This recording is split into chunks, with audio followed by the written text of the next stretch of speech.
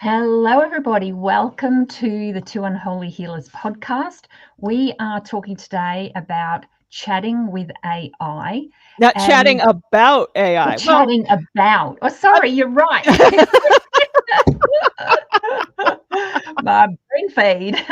But we do chat with AI. We So do, but we are chatting about AI today because one of the reasons this topic came up is because Collean is very good at exploring different things with AI and then sharing that information, which has encouraged me to look at different aspects of AI that I probably wouldn't have otherwise. And so it began this conversation of, first of all, hey, what can we use AI for in our daily lives? What sort of things that we can do with it, but also what can we as healers use AI for, and is that something that's sustainable or something we would even want to do? So I'm Keryn Lee and I'm with Colleen O'Brien, and I'm going to hand it over to Colleen to get started. thank you. Thank you so much, Keryn. And welcome to everybody who is watching and everybody who's watching the replay. We are the Two Unholy Healers in this podcast. Both Keryn and I are professional healers. We are business owners, solopreneurs. So, we are doing all our own graphic design. We are doing all our own marketing. And so even before AI, there's a lot of tasks that we are doing with technology, with graphic design, with, creating marketing content, and that are you just need to do to support a business. But we're also human beings who have hobbies and interests, and like having fun and playing games and allowing technology to enhance our lives. So AI the chat GPT kind of came out at the end of 2022. And that sort of dovetailed with right around the time I felt that I had to close my healing business. And so that was something that I could put my attention on and see where it can go. And it was really nice to have something that I could focus on, because I didn't know what my next step was going to be. But I also love that Keryn and I are such good friends that I could just send her an email and be like, hey, look at this cool thing I did. Or, hey, you want to try this? The most recent thing that I remember is the voice assistant with ChatGPT that I mentioned to Keryn. And I don't know if you want to talk about that, how much fun you had with that. Yeah. Well, after that email or whatever it was from Colleen, I also found a YouTube video where this guy was talking about how to use this voice GPT for learning a language. And I'm learning Spanish. So there was some great prompts and things that you could ask Chat GPT voice to do. And so I ended up with a like a trial version of this, and I had so much fun playing with it. And whether it was a conversation where ChatGPT was, look, I would tell it what to do, like, speak to me in Spanish, ask me questions, I'll answer in English so that I could be quicker. But it was about, am I understanding what's being said? Or, give me 10 words and I'll give you the meaning of those words, or, whatever it was. Or you could just have a conversation with ChatGPT, Spanish to Spanish. So I played around with this for quite a while until my trial ran out. And then I felt, you know what, it's not something that I want to pay for and keep going with. But it was fun in the moment. And it was fun to see, well, hey, look what we can do. There's so many tools for learning languages, but how much quicker can we learn when we're actually having a real-time conversation with a platform or whatever you want to call it, that doesn't involve another person having to interact with them, which can bring up timing, money if you have to pay someone, all of the different things. And hey, you can carry it around on your phone and just have a chat anytime with it. So yeah, it was fun. It's not something that I wanted to continue with, but it was definitely worth exploring. And for someone who might want to, do more with that, certainly a great option. Yeah, and it's funny that you said that you could have a chat with someone on your phone anytime, because one of the things I was really looking at when this first came out was like an AI friend. Yeah. And the technology just wasn't there. I mean, most of the marketing was for, AI companion, shall we say? Yes. That have an adult audience. Sometimes, Okay. yeah, and again, the apps didn't really seem they didn't really Mm. seem something that I was like, and it has changed, but I also think it could be very addicting as well. Yeah. Because you're getting this empathetic response, you're feeling listened to, and so I didn't want to fall into that either. Yeah. But yeah, it's funny how I wanted that like 2 years ago, and now it's like, oh yeah, you could just chat with anything whenever you want. Yeah. And I mean, I don't know about you, but when it first came out, I would always be so polite when I was typing into a Yeah. chatbot. So did I. I would be like, please and thank you, and like, Well, oh, great job. one of the reasons I did that is because we are training the AI when we speak to it.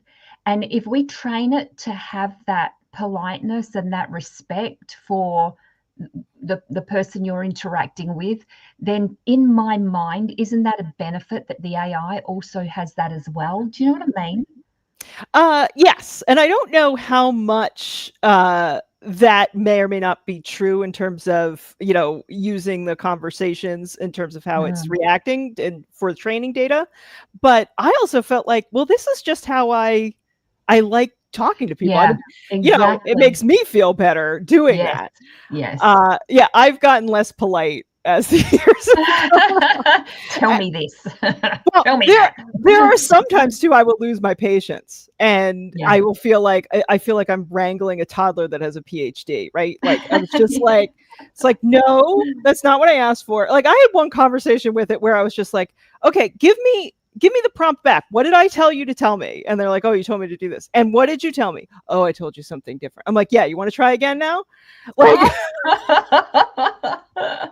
I was having a day, but yeah, so it's really interesting to kind of learn about me and how I interact and my relationships and Yeah, my moods yeah, without having to interface with another human being and have to deal with all their stuff as well. yeah, absolutely, absolutely. And there was also one of the things I really like, which you just sent me recently, was the one where you fed in the podcast of our money and spirituality video or whatever it was, and it spat out a whole lot of shorts that you can then use for marketing and so on. And it took little snippets of that conversation. It put some words on there. I can't remember what the words were, but there was something that you would use on Instagram or TikTok or something like that. So I thought that was really clever in terms of us, people wanting to do marketing and that for their business. Now, something I've always wanted to do is, hey, something on Instagram or TikTok, and it's all very trendy and all that, but I just can't get my head around that. Like it's not fun for me. B, I don't really know how to do it properly, and it's time consuming to go through and find the little spot in your video. This did it all for you fairly quickly.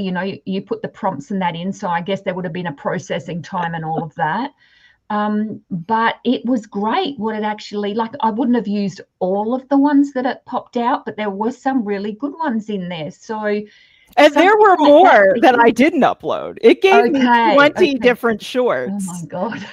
based on our previous episode. Yeah. And But for yeah. healers, that's fabulous, because this is one of the things we were talking about. How can we as healers use these tools? And to me, that was one that would be beneficial.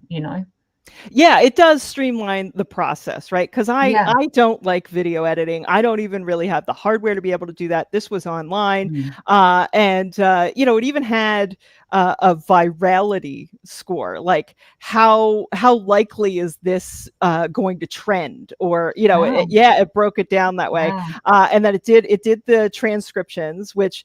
Because Keryn and I spell our names different than most people spell Keryn and Colleen, I had to go in and edit them. Yeah. But it was really streamlined the process, and I think it's an excellent use case. And there are a number of different products out there that do that, but to be able to leverage AI to analyze the episode, analyze the video and the transcription, and be like, hey, these are probably going to be good clips, really did save us a lot of time. And I think Yeah. that is kind of the big buzzword with a lot of the, how do you leverage AI is for productivity.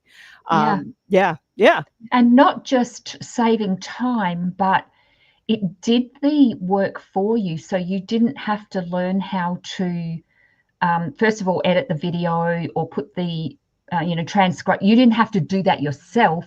It was all done. So, yeah, to me, that was one that was really, really quite a useful tool. But let's jump. No, first of all, I want to say one thing. Mm-hmm. You also had an AI thing that you sent me that was for creating artwork. And I just want to mention that Colleen created some really amazing pieces of artwork that are you still selling them? Are they on Etsy or something like that? Or They're not on Etsy, no. But one of the things that I did when I left healing was doing AI generated images. And so I do have them for sale on some posters on Displate, as well as a portfolio on Adobe Stock. But I will say I do them under a different name. I created an artist name for that because one, for algorithm and on the internet, you can only really kind of be one thing. And Colleen O'Brien was already a healer. So yeah, I thought it would confuse things if that was an artist. But also, I didn't want to have to suffer some backlash, right? Like I do have a background in in show business, being an actor, and I know that there are other people that I know very well who are very leery or weary of what the uses of AI could be in that industry going forward. So I didn't want to have to necessarily upset them or have them assume that I was one way or another. Yeah, or it's just easier. Yeah, exactly. So, and not to say that those aren't issues that need to be addressed, but those are not things that we are going to talk about in this discussion. Yes. Yeah. But yeah, you were very encouraging, because I showed very few people. I just sort of let those platforms market it themselves. And it is kind of fun when I log in and I see that somebody's bought one of my designs. Yeah. So that's always really great. But yeah, I really appreciate your encouragement that, one, I felt safe to be able to show you, hey, this is what I've been up to. But then that you encouraged me, and you really, I think you genuinely liked it, but I think even if you didn't, you would have been nice. And not only that, I was so just kind of amazed how you had just jumped into this whole AI thing and really were exploring it at quite a deep level. And that was a couple of years ago. So that was sort of earlier days with AI. You also created something else with AI. I don't know if you want to share that or not. We'll totally share it, because again, it was all the timing, right? Like I was moving away from healing, and I was really depressed, honestly, about it. In fact, one of the first things I asked ChatGPT was, what do you know about this modality that I am certified in? And it gave me a lot of stuff that was mostly right. Some of it not so much, but I was like, that's not that bad. So then I was like, hey, I'm not attracting the number of clients and students that I want. What can I do? And it gave me a marketing plan. And every single one of those I had already done. Yeah. And I don't know if I thought that AI was going to magically create some conglomeration of things that I would have never thought of. Yeah. Which is especially with your background in all that kind of stuff, right? Right, exactly. But that's not how it works at all. But so it showed me that it was like, all right, I really did make the best effort and leave everything out on the table. Like, I didn't have any regrets when I left, but it was kind of a bummer. So I Notebook LM, Google's Notebook LM is an experimental space that you can upload sources, like research sources, PDFs, that sort of thing. And then it'll summarize it for you. But you can also generate a podcast. And I've actually generated 2 podcasts with it. One, the most recent one that I sent you, was I had uploaded some materials for this modality that I no longer teach, and told that you could give instructions to these podcast co-hosts, these AI podcast co-hosts. And I told them, you are former certified healers who couldn't make enough money doing this. So talk about these sources, but also as if you are former healers who couldn't make any money. And it was really an interesting conversation to have them take on that role. So is that what you were talking about when you said? No, it's not actually. Oh, okay. All right, you're getting the. Oh, I wasn't really going to talk about that. That's okay. That's why I asked, because and that's fine. We don't need to go there because we don't have a lot of time. Let's dive into. No, but now everybody's going to want to know. So yes, I have experimented with writing fiction with AI, and I did actually publish a book last year that I was AI assisted in my writing. Again, it's under a pen name, and Keryn was also extremely, extremely helpful and encouraging in being my first customer in terms of paying for that sale. So that was also very nice to see that somebody had bought my book.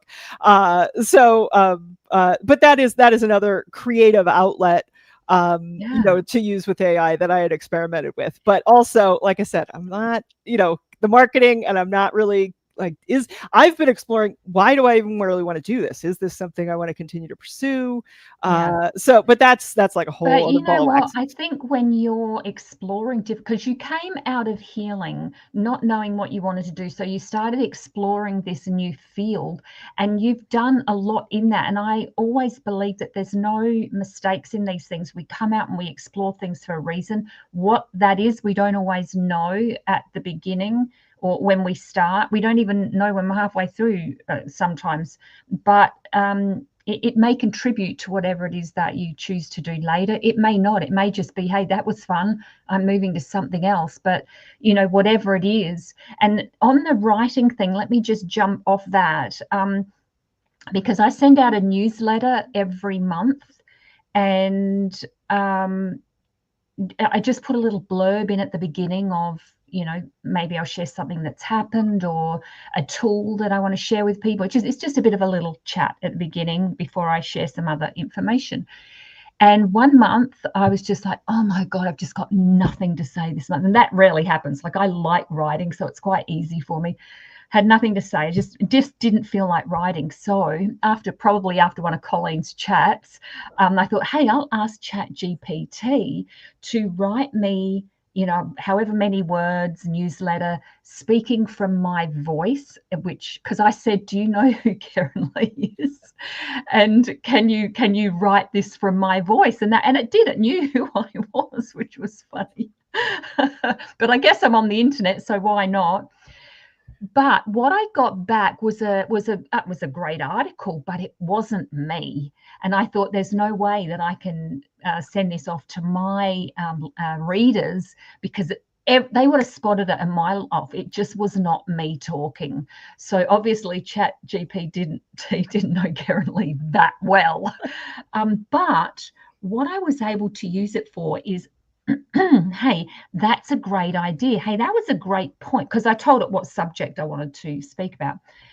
That's a great idea. That's a great point. But oh no, I would have said this, or I would have said that. So it gave me the prompt for writing the article, but I didn't really use any of the wording that it used. So it didn't match my voice. It didn't really cut the grade there, but it was a really interesting experiment, and there would be applications that you might be able to use that for, whether it's report writing or, you know, information. Like a lot of people are using that for studying and, you know, different things that they have to do, even marketing and that sort of thing. So I want to bring it back to the healer aspect.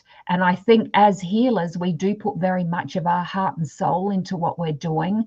And I think that integrity, I suppose, and that heart that we bring to what we do is something that connects with our audience. And I don't think AI can match that at this point for that particular purpose. I think we still need us in the picture somewhere to create that connection. Do you know what I mean? Yeah. And that sort of goes to what I was wondering, because, you know, doing sessions, we've done them on the phone, we've done them on Zoom. You know, it's possible to create an AI avatar. You know, however these you know, AI chatbots or whatever could interact with someone. And I wondered, is, you know, emotions, is intuition, is consciousness really necessary for the healer? Because if you, what is that adage? If a healer is someone who doesn't actually do the healing, they simply create the space and the environment so that the client or the person who's requesting the healing is able to allow themselves to be healed for themselves, by themselves. And if that is the case, if you are responsible for your own healing, could an AI at some point be so good at playing the role of a healer that it would actually work? You know what? I want to say with every part of my being, no effing way.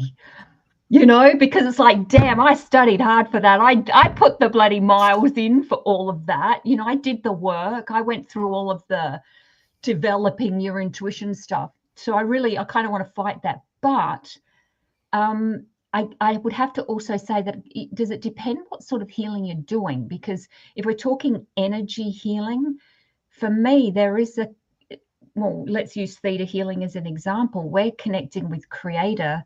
All that is, we're tapping into that energy, but we're doing it from our soul energy, our connection to all that is. So to me, it's like the spirit that infuses the body is connecting with, let's say, the spirit of all that is. Just for my words are not very good today, but I hope you get what I'm saying. I'm feeling the energy, but I also, I'm very versed in this modality as well. So, you know, if you missed something, I'm probably subconsciously filling it in. And maybe the viewers may not be, but hopefully it's clear. So, but yeah, there is a spiritual connection there, right? Yeah, like there's exactly. An intuitive, spiritual, like, you know, like when your spirit leaves the body, there is just body. There's just a body. It doesn't have life infused in it anymore. So can something that's just like a body, which potentially could be AI, does that have the capacity to have that connection and do the healing? Now, probably not, but who's to say? Because I did hear a little whisper. This was a channeled message some years back, which spoke about what they call the transhuman, and it's about robots, like almost as a new species, and people that are part robot and robots, but they become like the mix and match, right? And the conversation was that eventually spirit might choose to, or a soul might choose to incarnate into a robot just for the experience of having that experience. So from that point, then perhaps that is possible in the future, you know, with the AI mind. Right, right. And I wasn't going to go the transhuman route, but I love that you brought that up. I was focusing more on the person receiving the healing, right? Like, Right. because you can heal yourself. And Of so if course. you're just using AI as a tool Mm. to get you to the place where that healing can happen, is that possible? Can we train an AI personality to a point that it could do that? Or is that connection to source, or whatever you want to call that, necessary for the healer Required. to Yeah. guide that healing through, right? Because that is Mm. it is very much a co-creative experience when you are working with a healer.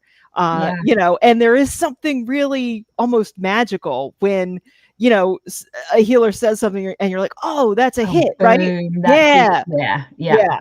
And Yeah. so would an AI be able to do that no matter how well trained it is? Yes, because at some point it would still be following some sort of script. It would have that information in there, and it might have all the pieces that it can connect to, but is it going to have that, what you just said, that perception that we have, of, that question just pops into your head to ask the person or whatever, and it's like, boom, that's a hit. Yeah, and I don't see that happening at this point, or the technology that we have now, without that connection to spirit. I don't see that. Doesn't mean that it wouldn't happen, but yeah, I'm kind of not feeling it. Yeah, I mean, I think there could be some benefit, right? For, maybe at doing guided meditations, or, Yeah. even with this, like, hey, I'm going to give it like an info dump of like, here are all the reference materials that I have for Yeah. this particular modality. And then I could inquire, hey, could you give me this? Hey, how do these two concepts go together? And Yeah. then work that way. But I do sort of wonder, and it may just always stay in science fiction, that you could have, like, I mean, maybe it's even a talk therapist, or, I mean, Yeah. there's already, probably applications in the medical field, and then it really questions what do we expect as a client, as a patient, what do we expect from that healer, right? Like, Yeah. do we expect it to just be, taking notes and gathering data and, saying some empathetic responses but not actually feeling it? Or do we want to sort of be enveloped by that emotional cocoon of empathy? Yeah. And yeah, so it's, what relationship do we want to have with the person who's providing the service, or Yeah. transhuman Yeah. entity, as the case may be in AI? Exactly.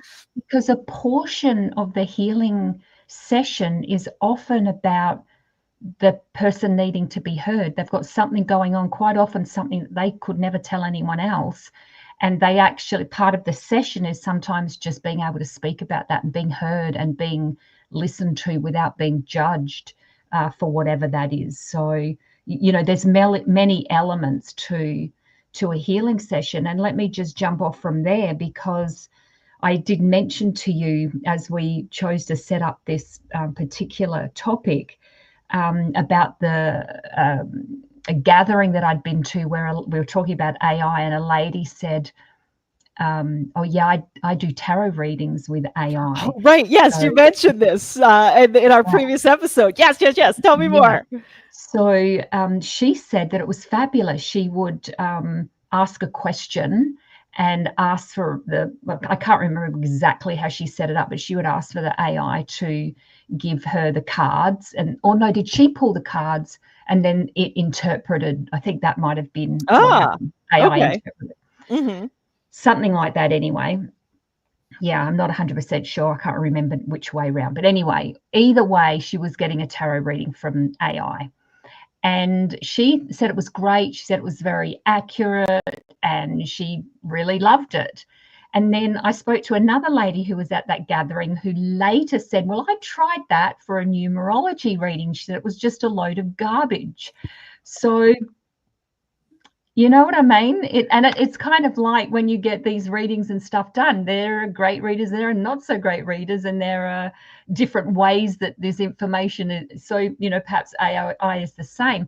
But does that go back to the whole,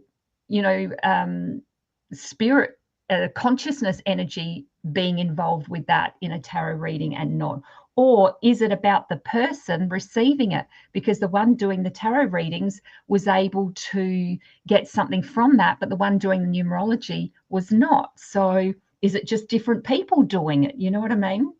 And what they choose to get. Right, exactly. Like what is their intention, and what energy are they bringing into it when they start, right? Because you and I have both worked with clients who are just sort of like, well, okay, psychic, tell me what to go, and it's like, that's not. I'm not here to prove anything. Tell me my name, he said. I just thought you